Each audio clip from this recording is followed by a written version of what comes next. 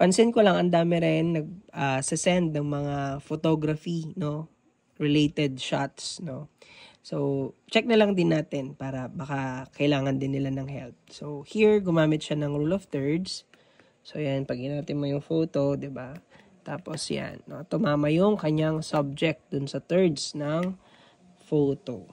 And, ganda nito kasi, eto, halimbawa, di ba sabi ko, kapag yung edges ng inyong mga photos, tapos parallel sila, yung nag-align, di ba? So, it creates, kasi, stability, no, and calmness. Tapos, kitang-kita yung difference or end ng sky and the ocean. So, that's a good point, no?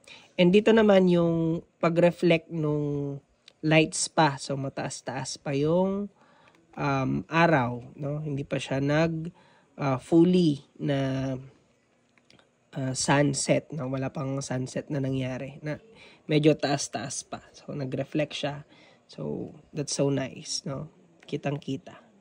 Then, makikita yung difference ng light, then pa-dark na part. So dramatic.